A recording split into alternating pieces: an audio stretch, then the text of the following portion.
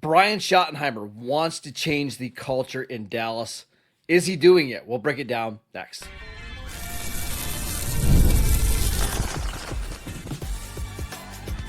You are Locked On Cowboys, your daily Dallas Cowboys podcast. Part of the Locked On Podcast Network, your team every day. Welcome back to the Locked On Cowboys podcast, part of the Locked On Podcast Network, your team every day. We'd like to thank you for making us your first listen of the day. Today's episode is brought to you by FanDuel. Right now, new customers can get $200 in bonus bets when your first $5 bet wins. Welcome back. I am your host, Marcus Moser. You can follow me on Twitter at Marcus_Moser. Joining me today, as always, is Landon McCool. You can follow him on Twitter at McCoolBCB. On today's show, we're going to talk about a potential Jaylen Ramsay trade, non-trade. We'll get to that in a little bit. We'll talk about week 2 of OTAs, which will start this week. Things we're looking forward to seeing. But Landon, let's start with this. We've heard a lot from Brian Schottenheimer all off season long about wanting to change the culture in the locker room in Dallas. There were a couple people over the weekend that pulled some really interesting articles from Mike McCarthy last year about how he wanted to change the culture in the locker room, and he thought this was the closest the locker room has ever been. So I'm excited to talk about this because I always find this fascinating, but does this feel different with Schottenheimer versus McCarthy? It does. And I think it's similar, honestly. I just came up with this as you were saying that. It's similar sort of in the same ways that we heard Mike McCarthy talking about wanting to run the football more. And then kind of not necessarily following through on that and not really, showing any action behind those words.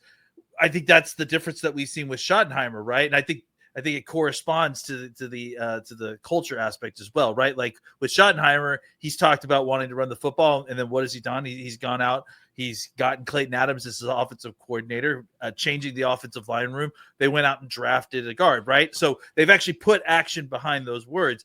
I think that they've done some similar stuff along the lines of creating a culture. And I'll give you a couple of examples. I think the big difference in kind of the change in culture could be best represented by the sort of league-wide change in how players are and how they are getting coached, right? Like, I think there's a lot more of a transition away from kind of the old ball coach mentality in the NFL. I mean, because if you look around the college football, that archetype barely even exists anymore, right? Like it's a lot of these modern coaches are doing more to kind of partner with players to try to get them to motivate them, because that's how these kids get motivated nowadays, right? They want to feel like you're invested in them. So I think part of this change in culture is bringing in a lot of younger position coaches, right? We're seeing 2 or 3 guys that are coming in from college. They kept Lundewells, but Lundewells himself is kind of a younger coach, right? Mm-hmm. I think the change in culture could be best described in the kind of change in culture that you've seen across the NFL, just a kind of more modernized, recognizing that these players are different. NIL has changed the motivation for a lot of these guys, I think, but that doesn't mean that you can't lean into that and find a way to work with it and work inside of it. And I think that the changes that they've made in their culture, I think the other element that's being added into is Schottenheimer's adding in the Pete Carroll compete every day aspect of it too. That's why you're seeing the stuff like the ping pong table. I know that's being overspoken about. Like, I understand, because I am a fan of the Cowboys and I consume this media too. Okay, we get it. There's a ping pong table and they're big deal. But I think if you look back at like how much the laundry ball that they were playing, the laundry basketball and stuff, they just wanted to make it official. Like, let's get competition going at all levels. And I think they're tapping into young players who can associate with that, identify with that, and I think it's building a culture of competition and youth. And I think that that's the kind of direction they're trying to head towards. So I've got a million just different questions Yes. I want to ask you here. First of all, what is a good culture and what is a good locker room? Because I think if you say that to maybe the average fan, they think of like, hey, all 53 players, being fans of each other, being friends, singing campfire songs in the locker room. Like, I don't think that's a good culture or a good locker room. So what is it? I think there's a lot of different. I think having a culture is important, right? Because I think if you don't have like an identity or something to believe in, it's easy to kind of just fall apart when things get tough. So I think understanding how you're going to react in tough situations is having a culture, right? So I think in this situation, having a culture of competition, right? Of just, hey, we believe iron sharpens iron, and if we go in every single day and compete every single day at a very high level at everything we do, that we're going to get incrementally better. And if we stack a number of those days up, that'll happen, right? I think Jason Garrett had some of that. It didn't work out that way, but I think that you by having a good culture, it kind of helps establish a baseline for you and an understanding of like, hey, when things go absolutely haywire, what is it going to look like? And what can I rely on? And the hope is that you at least are going to be able to be predictable for that. Hey, we're not going to give up. We've been in these tough situations. We're going to keep fighting. We're going to keep competing because that's just who we are. That's what we do. All right. And the next one's, you can tell me if I'm dumb, but I'm going to ask you, how much does culture in the locker room matter? Because I'm going to give you some examples, right? It's pretty clear that the Seattle teams, like the offense and defense, was so split. They hated Russell Wilson, but they won a Super Bowl and they came darn close to winning another one, right? Even last year in Philadelphia, it was like week 15, week 16, and A.J. Brown's reading a book on the sideline because he's getting really frustrated with the passing offense, right? And I remember in a postgame, they asked him, hey, what's going on? And he said, the passing offense is bad, or something to the effect. And that's not a great look, but they ultimately won the Super Bowl and they crushed everybody in the way, including the Chiefs. How much does it really matter? It's a good question. I think it does matter. I think a lot of these things have an effect. They can matter. Is it the end all be all? Probably not. Is it the thing that is by itself going to carry you on blessed wings to the Super Bowl? No, not you likely. You still need talent, right? Like that. Yeah, at the end absolutely. Of the day, you still need a good team. Talent is still the top thing, but I do think that in the moments, I think you look at some of those teams that have had sustained success, and they have this kind of thing, whether it's do your job, right, for the Patriots, or I just think even back to the old Cowboys, when they were winning Super Bowls, like there was a culture of competition, and maybe there wasn't maybe they weren't using the word culture back then, but I think there's something to the idea of understand the standard, right? I think there's understanding like what the standard is for your football team, and understanding, hey, who we are and what we're going to allow, and believing in something like that. I think it matters. Is it the most important thing? Probably not, but it does have an effect. I will say, I think you see the culture of a locker room after a loss or two. Like, are players pointing fingers? Are people down in the dumps? Are they mopey? Or is there a healthy belief that, like, hey, we're going to be fine. We'll get this thing turned around. Let's make sure we get our work done. We're going to be okay. I think in those moments, and you could even hear it sometimes in the clips of the press conference, that's when you find out how good your culture really is. Is it uplifting? Are guys being encouraged? Or are they starting to tune each other out? I think that's when you'll ultimately find out how much your locker room culture matters or it doesn't. I think it matters a lot more when you have a young team like the Cowboys are trying to build. And I think where it matters is in what you just described, but also in the off season. Hey, is your team like, going out and drinking beers, or are they, are they enjoying each other? Are they having a good time? And then when it's time to work, are they going to work together? You know what I'm saying? Like, so I think that there's a good thing. There's such a thing as, creating a situation where you have positive peer pressure, positive peer influence, and that could be part of your culture. So I do think it matters. I just think it's hard to quantify in a real way on exactly how valuable it is until it actually has an effect on the individual players that are living inside the culture. All right, Landon, we got some trade rumors. I don't even know if we can call it. Yeah, trade talk over the weekend regarding a former All-Pro cornerback. Let's discuss Jaylen Ramsay next. This episode is brought to you by FanDuel. The NBA playoffs are in full swing, and every night delivers highlight-worthy performances, major momentum shifts, and can't-miss moments. Whether it's a game-winning shot or a breakout player, there has never been a better time to get in on the action. And FanDuel makes it easy to stay in the game before tip-off and live with player props, performance trends, and same-game parlays. Fans have more ways than ever to play smart and win big. These playoffs have been unbelievable. A ton of fourth quarter comebacks, amazing shots. So I don't know what you're waiting for. Jump in right now to FanDuel. Go check out all the futures lines, including who you think is going to win the NBA championship.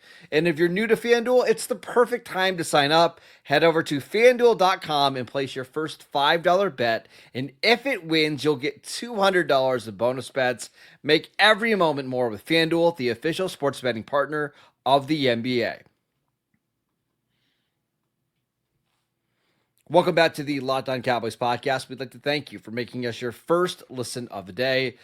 Landon, let's discuss Jalen Ramsay, who the Dolphins basically came out like 2 months ago and said, hey, we're moving on from Jalen Ramsay. We're going to try to get, accommodate a trade.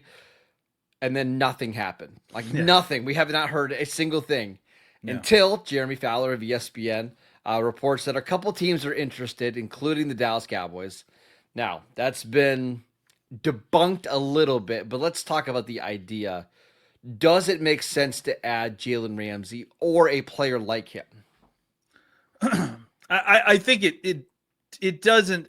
Look, we've talked about the nickelback situation. I think that's where the Cowboys have a need, and I think that's how you can kind of pencil this situation in, right? Is that you feel like, man, maybe you could add Jalen Ramsay in there and at least add him into the mix.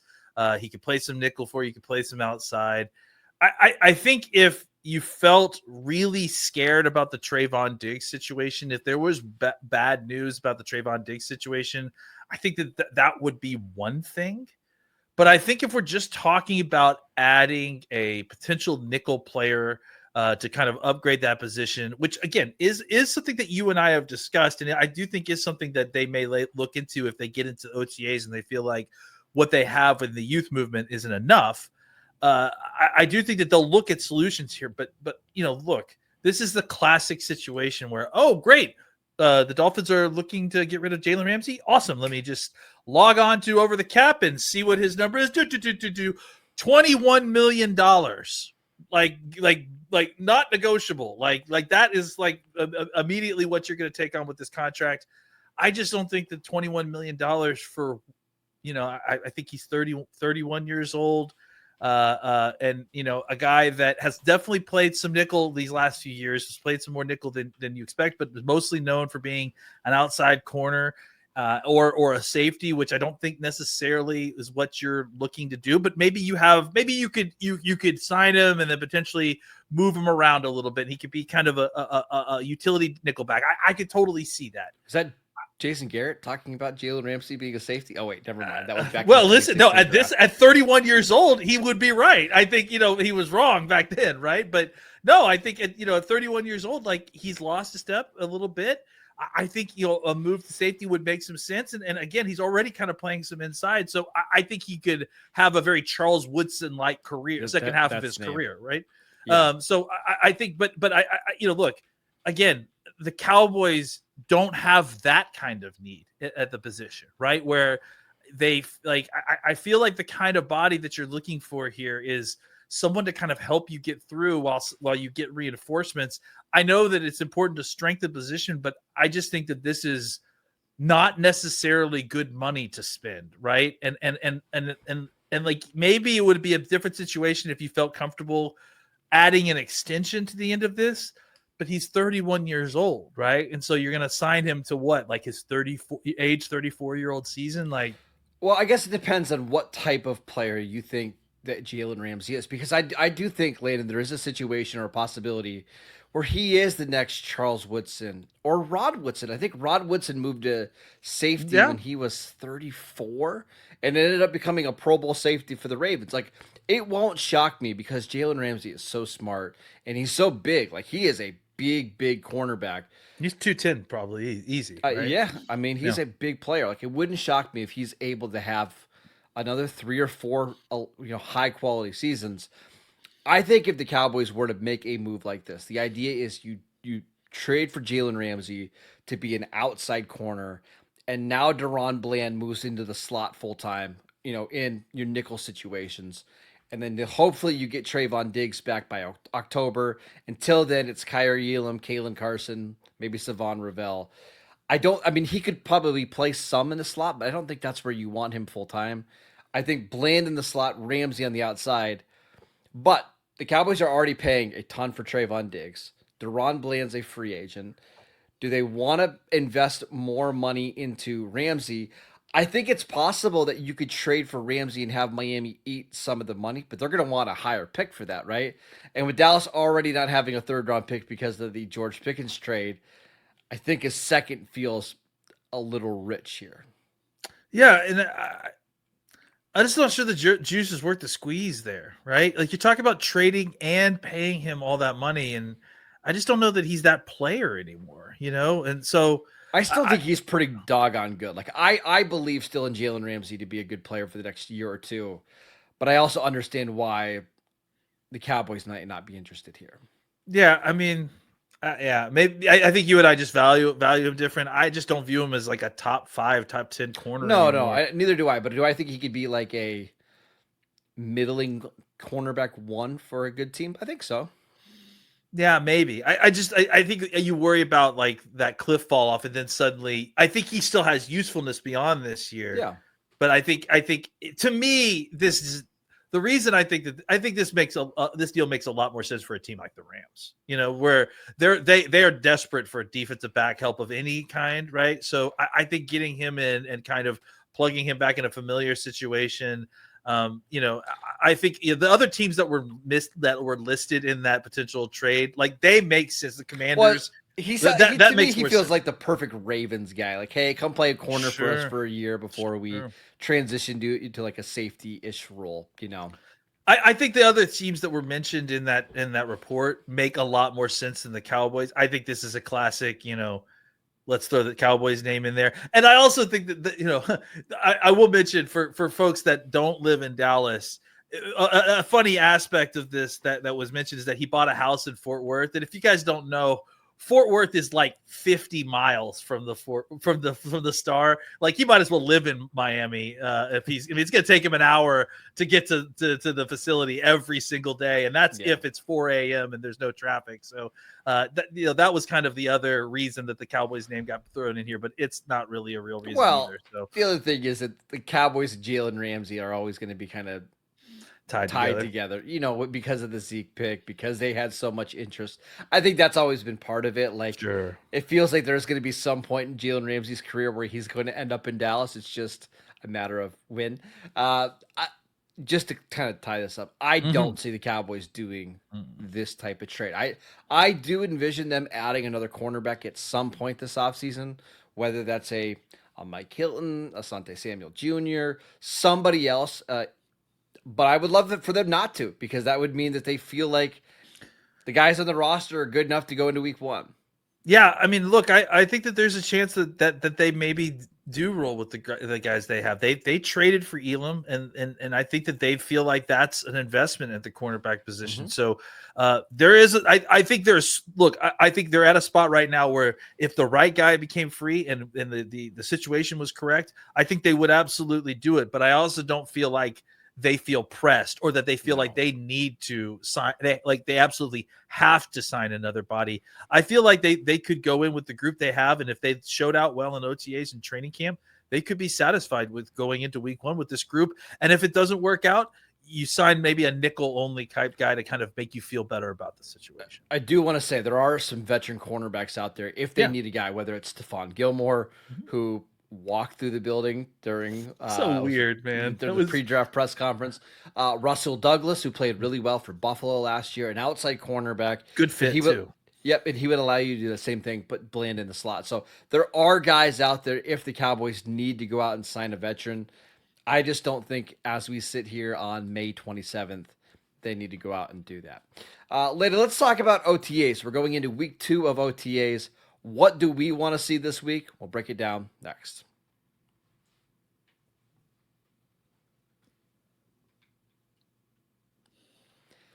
Welcome back to the Locked On Cowboys podcast. We'd like to thank you for making us your first listen today. For your second listen, check out the Locked On NFL Scouting Show. As training camps get closer and moves are being made, hosts Kyle Krabs and Joe Marino will make you the most informed NFL fan this offseason. Find Locked On NFL Scouting on YouTube or wherever you listen to your podcast. All right, Landon, week 2 of Dallas Cowboys OTAs. What do you want to hear and see coming out of this week? Well, I'm interested to see kind of a check-in from some of the stuff that we heard last week. The running back pecking order, I think, is obviously something that's interesting because we just have a lot of bodies there, and we don't really know how we're sorting that quite yet. And obviously, we're not getting full answers about the running back position until pads come on.